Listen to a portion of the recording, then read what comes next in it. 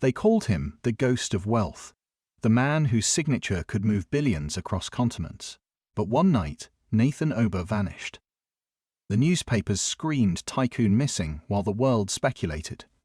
What no one knew was that Nathan was alive, hiding in plain sight covered in dust, bent over bricks, and living among men who had never seen his face on television. Why? Because Nathan no longer trusted love. He wanted to know if anyone could see his soul without first bowing to his fortune. If you believe love is worth more than money, hit that like button and tell us where you're watching from. Now, let's begin. The streets of Lagos never slept. Car horns battled with hawker cools, and skyscrapers cast long shadows over crumbling sidewalks. In one of those skyscrapers, glass-walled, polished, and guarded was OBA Tech Holdings, Nathan's empire. His company built bridges, towers, estates, and entire neighborhoods. He owned private jets, had homes in Dubai, and had shaken hands with presidents. But in the privacy of his penthouse, he felt empty. Nathan had loved before, at least. He thought he had. But every relationship ended with betrayal. One woman had bragged about enduring his looks just to secure his lifestyle. Another had siphoned millions under the guise of investments. Nathan grew tired of women who only loved the weight of his wallet. That night, standing at his window overlooking Victoria Island, he made a decision that would change everything. He shaved his beard, cut his hair, donated his suits, and packed a small backpack. He instructed his assistant to keep his whereabouts secret and walked out into the night-no convoy. No driver, just Nathan and the few thousand Myra. By dawn, he was at the gates of a construction site in Adja, seeking work as an ordinary bricklayer. The first days were brutal. Nathan's soft palms blistered. His back ached under cement bags that felt like mountains. He ate cold bread, drank sachet water, and slept on bare concrete. No one recognized him. To the foreman, Mr. Kohler, he was just another laborer desperate for daily pay. To the others, he was the quiet new guy who smelled of sweat and carried himself with strange dignity. Some mocked him. A snack seller sneered when he couldn't afford meat pie. A young lady passing by laughed loudly. Even if I'm starving, I'll never marry a man like that. Nathan swallowed the insults. He had chosen this path. He wanted to see how the world treated men without status. But he wasn't weak.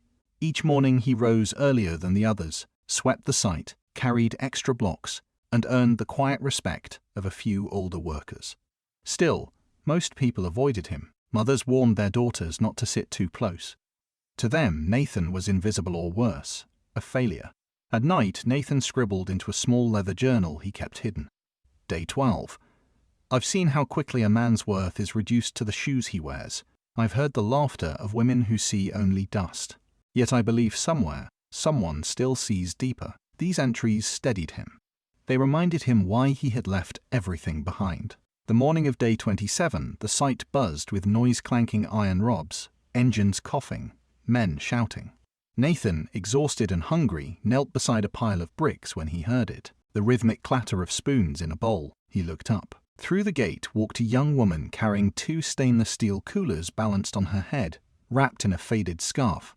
Her wrapper swayed with each step. Her slippers were worn thin, but she walked with surprising grace. Hot rice, beans, and dodo, she called with cheer. Her voice was warm, cutting through the chaos like sunlight piercing clouds.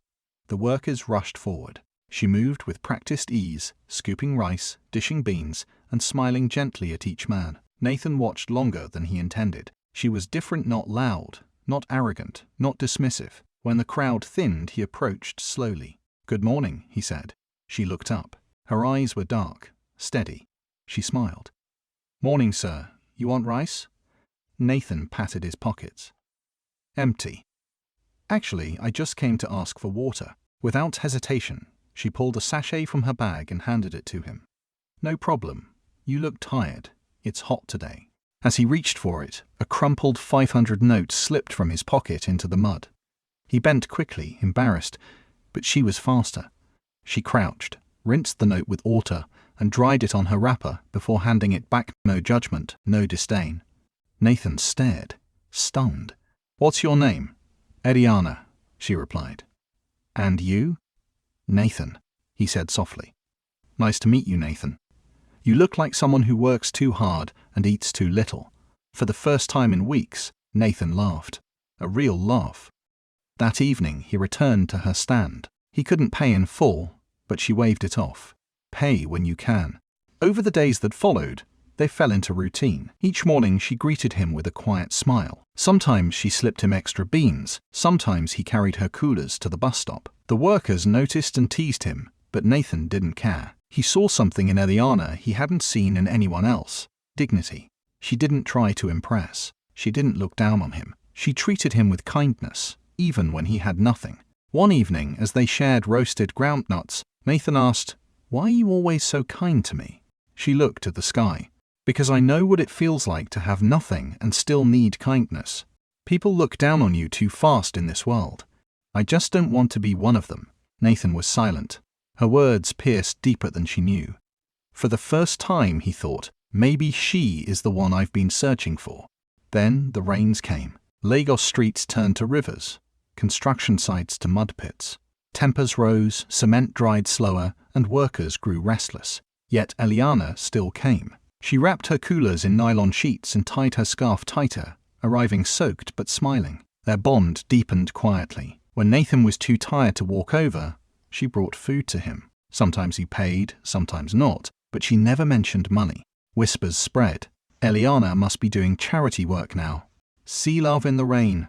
But she ignored them. Not everyone did. One afternoon, a sharp-voiced woman stormed into the site. Dressed in a bright blouse and loud slippers, her face tightened with fury. It was Madame Ifoma, Eliana's aunt. "There you are," she shouted, spotting Eliana sitting beside Nathan, laughing over Chin-Chin.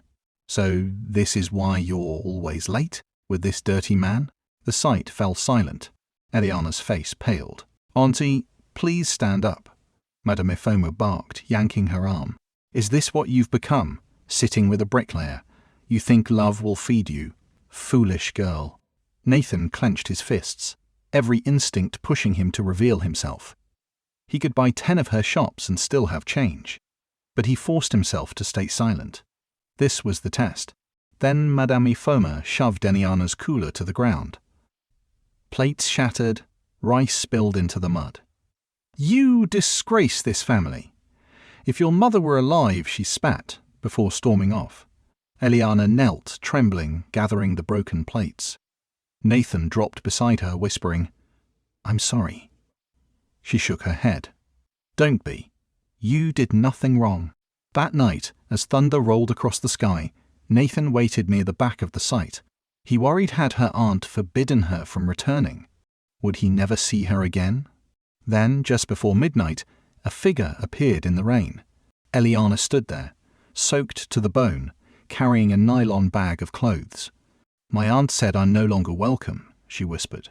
"She said if I choose to stay near a man like you, I should find somewhere else to sleep." Nathan's heart pounded. There's a dry corner in the building," he said. "It's not much, but it's safe." She nodded. And just like that, Eliana stepped into his hidden world. Last time, Eliana made the most painful choice of her life. She walked out of her aunt's house and into the rain, carrying nothing but a nylon bag and her dignity. And Nathan, the bricklayer no one respected, opened his hidden world to her. What came next was a test of survival, faith, and a love that neither of them expected. Quick pause. Would you stand by someone in poverty if you didn't know they were wealthy? Comment why yes if you would, and let's dive into this next chapter. The corner of the unfinished building became their refuge. The walls were raw, the floor cold cement, the roof half open to the sky. But Eliana didn't complain. She swept the floor with a palm broom borrowed from the site, folded her clothes neatly into a nylon bag that doubled as her pillow, and arranged their shoes against the wall as if order could make the place feel like home. At night, Nathan sat against the wall, knees to his chest, while Eliana lay on folded cement bags. The wind carried the smell of wet earth, mosquitoes buzzed endlessly, and thunder cracked above. Yet in that harshness, she managed to smile. "I'd rather be cold beside someone who respects me," she whispered, "than warm in a house where I'm treated like a fool." Nathan turned his face away quickly, but not before a tear escaped down his cheek. Life tested them. Some mornings they had nothing but Gary soaked in water. Other days, they shared a single roasted plantain. When Nathan's daily wage fell short, Eliana sold bread and sachet water near the bus stop. There were nights they went to bed hungry, stomachs growling, but Eliana never complained. She joked about the mosquitoes being Hoover-friendly guests, hummed soft tunes while sweeping dust out of their corner, and welcomed Nathan each evening with a smile that erased his weariness. "You're back," she would say, handing him the first bite of whatever food they had managed. "You look tired, but still strong." Those words lifted more than his spirits, they lifted his soul. Despite the hardship, they carved out small joys. Sometimes they shared roasted corn. Other times, ground nuts. One evening, a neighbor gave Eliana a small lamp, and she spent the night stitching her torn wrapper with care. Nathan watched her fingers move, steady and graceful. "You sew well," he said. She smiled faintly. "My mother taught me. She said a girl must always know how to mend what life tears apart." Her words struck him deeply. Nathan thought about the life he had torn apart, the wealth, the empire, the world he had abandoned. Yet sitting beside Eliana in the flicker of a lantern, he felt more whole than he ever had in his mansion. One night, the rain came with fury. The wind slammed loose wooden planks against the walls, and lightning lit up the sky like broken glass. Eliana shivered violently, her wrapper soaked through. Without hesitation, Nathan pulled her close. She rested her head against his chest, and for a long time, neither spoke. The storm outside raged, but inside, there was only the sound of her heartbeat. "Do you miss home?" she whispered.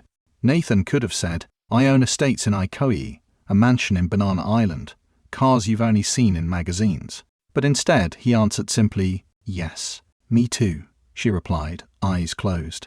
That night, Nathan realized something powerful. Eliana wasn't in love with the idea of money. She was falling in love with the man beneath the dust. The gossip at the site grew sharper. Co-workers mocked. "You and that hawker girl love in the gutter," Sunday Adwale teased. "Better shine your eyes, Eliana. Poverty is contagious," another woman sneered. Nathan ignored them. Eliana did too. She served food, laughed softly, and kept her dignity. But inside, Nathan worried. Would the pressure break her spirit? He remembered his mother's words. "If you want to find a woman who sees your heart, not your house, you must first cover your crown." So he remained silent about his true identity. Yet every day, the weight of that secret grew heavier. Weeks passed. Their bond grew deeper. Nathan, though exhausted, began saving small coins from his wages, but it wasn't enough for anything grand. One evening, under the silver light of a full moon, Nathan pulled something from his pocket. A crude ring made of copper wire, twisted carefully around a small stone he had found at the site. Eliana blinked, confused. "What's this?" His voice trembled. "It's not much, but it's the only thing I've ever given with my whole heart. I have no house, no savings, and nothing to offer but my love. But if you'll accept this, I'll spend the rest of my life building something better with you." Tears welled in Eliana's eyes. She held the wire ring as if it were gold. "You're the only man who ever respected me enough to ask," she whispered. And slowly, with trembling fingers, she slid the wire ring onto her hand. "Yes," she said, her voice breaking into 100 echoes. "Yes, Nathan. 1,000 times yes." The workers laughed when the news spread. "Propose with copper wire? Love won't pay rent, my brother." But Eliana held her head high. "Let them laugh," she whispered to Nathan. "They laughed at my mother too, until the day she died and the whole street cried." Nathan squeezed her hand, knowing the moment of truth was drawing closer. Soon the disguise would end. But how would she react when she discovered everything? And as rumors of a wedding began to swirl through the site, Nathan asked himself the question that kept him awake at night. When I reveal who I really am, will she forgive me, or will I lose the only true love I've ever known? Last time, Nathan knelt before Eliana with nothing but a copper wire ring, and she said yes, choosing love over wealth. But whispers don't stay quiet for long, and soon their humble union would be tested under the eyes of the world. What happened at the altar shocked everyone. Before the shocking wedding day reveal, subscribe so you never miss stories like this. Let's continue. Word spread across the site like wildfire. Nathan proposed, with a wire ring. One mason laughed. "Love won't feed you, sister," a woman muttered. "Better prepare to starve together," another worker sneered. Some shook their heads in pity, others mocked openly. But Eliana never lowered her gaze. She wore the wire ring proudly, her hand steady whenever she scooped rice or balanced coolers. One evening, Nathan found her sitting quietly by the half-built wall. He worried the comments had gotten to her. "Are you all right?" he asked. She smiled faintly. "Let them laugh. I'd rather wear copper with respect than diamonds with humiliation." Her words steadied him, yet inside Nathan trembled. The time was coming when she would know everything. They planned a small wedding, not in a cathedral or a hotel hall, but at the site itself, the place where their story began. There was no money for grandeur. A retired street pastor agreed to officiate. A faded canopy was borrowed from a local event planner. Plastic chairs were lined in rows. Nathan's suit was an old grey jacket donated by Sunday, and Eliana sewed her own simple dress from leftover fabric she had bartered for at the market. Her veil was fashioned from a sheer curtain she had washed for days until it gleamed. It still had tiny holes in the corners, but to Nathan she looked like royalty. None of Eliana's relatives came. Madame Ifoma had forbidden it. "No niece of mine will disgrace this family further," she declared. But the workers showed up not out of support, but curiosity. "Let's see this love that survives on hunger," one muttered. Nathan stood at the makeshift altar, his heart pounding, not from fear of marriage, but from the truth he carried. He had disguised himself long enough. The test was nearly over. As the pastor began to speak, Nathan's mind raced. He remembered the insults, the nights of hunger, the storm when Eliana shivered in his arms. He remembered her rinsing a muddy 500 note without judgment. And above all, he remembered her words, "I'd rather be cold with respect than warm in shame." Now it was time. He could not let her bind herself to him without knowing who he truly was. "Wait," Nathan said, raising his hand. The crowd fell silent. He reached into his pocket and handed the pastor an envelope. Confused, the man unfolded it and read aloud, "Certificate of Ownership. Nathan Ober, CEO of OBA Tech Holdings, sole owner of Lagos Skyline Project and all associated estates." Gasps erupted. Someone dropped a water bottle. Murmurs spread like ripples in a storm. Nathan stepped forward, microphone trembling in his hand. "My name is not just Nathan. I am Nathan Ober, the man who owns this very building site. For weeks, I have worked among you disguised as a laborer, not to deceive, but to find the truth, because wealth has shown me only double. False love." He turned to Eliana. "And you gave when I had nothing. You respected me when others mocked. You saw me when I was invisible. You are the woman I've been searching for." He knelt, tears in his eyes. "Now that you know who I am, Eliana, will you still be my wife?" Shock hung in the air. Workers who once mocked stood frozen. Some muttered apologies under their breath. Others whispered in awe, "The bricklayer a billionaire?" Phones were raised, pictures snapped. Within minutes, whispers turned to frenzy. Tycoon in disguise, love test exposed. But Nathan only saw Eliana. She stood motionless, her simple white dress fluttering in the breeze. Tears slid silently down her cheeks. She opened her mouth, but no words came. The crowd waited, leaning forward, hungry for her answer. Nathan remained on one knee, holding the copper wire ring between his trembling fingers. "Eliana," he whispered, "everything I own could be yours, but only if your heart still says yes." The entire site held its breath. Would she accept him now that his crown was uncovered, or would she walk away, broken by the secret he had kept all along? At the altar, Nathan dropped the mask and revealed the truth. The man everyone mocked as a poor bricklayer was, in fact, billionaire Nathan Ober. The crowd gasped, the whispers flew, and the world waited for Eliana's answer. What she said next would change everything. If this story touches your heart, smash the like button and subscribe. You don't want to miss more tales like this. Now, let's see how it ends. Nathan stayed on one knee, copper wire ring trembling between his fingers. "Eliana, everything I own could be yours, but only if your heart still says yes." Eliana stood frozen, her face streaked with tears. The workers leaned forward, restless, phones recording.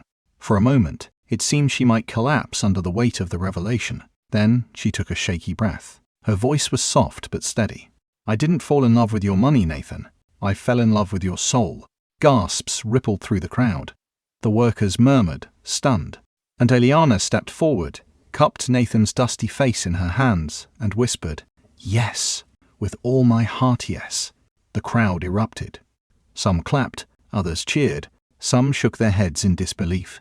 But Nathan only saw her, the woman who had chosen him when he had nothing. The pastor cleared his throat, voice trembling. Then, before God and these witnesses, I pronounce you husband and wife. There were no violins, no white carpets, no champagne towers, only an old canopy, a cracked microphone, and plastic chairs. Yet when Nathan slid the copper ring back onto Eliana's finger, it shone brighter than diamonds. Ladies and gentlemen, the pastor declared, true love has spoken. Tears blurred Nathan's vision. He kissed her hand, and the crowd erupted in cheers. Minutes later, a sleek black SUV rolled into the site, its tinted windows gleaming. Gasps echoed. Security guards in sharp suits stepped out. The same man mocked as a beggar now stepped into a vehicle that screamed power. Nathan held Eliana's hand gently. There's something I want to show you. The car glided through Lagos's traffic, passing neighborhoods she knew, and then turning into streets she had only seen on television. Finally, the gates of a magnificent glass mansion in Ikoyi swung open. Eliana's breath caught. The driveway stretched like a carpet, fountains sparkled, and the mansion loomed like a palace. She turned to Nathan, trembling. This is yours? He smiled softly. It's ours now. Tears rolled down her cheeks, but this time they were tears of awe. Inside, maids and guards bowed respectfully. Eliana clutched his arm, overwhelmed. The living room was larger than her aunt's entire compound. Chandeliers glistened, walls gleamed, art hung like royalty. But Nathan leaned close and whispered, none of this matters more than the nights we spent on cement, eating roasted corn. The next day, Nathan returned with Eliana to the same dusty site where the workers stood awkwardly, still ashamed of their jeers. He stepped out of the SUV, no disguise this time. This site was built with your hands, he said, his voice steady. And today, I honor that. He turned to the foreman. Double every worker's salary, effective immediately. Gasps. Some men wept openly. Others fell to their knees, speechless. Nathan wasn't done. A new foundation will be laid here. A community center and scholarship program in Eliana's name for the daughters of every laborer who dreams of more. The applause rose like thunder. This time, the laughter wasn't mockery. It was joy. Moments later, Madame Ifoma arrived, breathless and trembling. She had heard the news, and disbelief was written on her face. Her eyes darted to Eliana. Niece, she stammered. I was wrong. Forgive me. The crowd watched, silent. Eliana stepped forward, her voice calm. Auntie, I don't hold bitterness, but I will never forget how quickly you threw me away. Madame Ifoma sank to her knees, tears streaming. Please, child, I was blinded by shame and fear. Forgive me. Eliana bent down and helped her up. Forgiveness is a gift. I give it. But respect must be earned. The crowd erupted in murmurs of admiration. Nathan's chest swelled with pride. He had found not just a wife, but a queen. That night, under the stars, Nathan held Eliana close. Thank you for loving me when I had nothing, he whispered. She smiled softly. I didn't choose your crown, Nathan. I chose your heart. He kissed her forehead, and for the first time since he began his disguise, Nathan felt truly free. The world now knew the story of the billionaire who disguised himself as a laborer, and the woman who loved him anyway. But to Nathan and Eliana, it wasn't about wealth or disguise. It was about finding something money could never be, true love that endures hunger, storms, and ridicule. If this story moved you, hit the like button, subscribe for more, and drop True Love Wins in the comments so I know you stayed with me till the end. Because at the end of the day, riches may build houses, but only love can build a home. The end.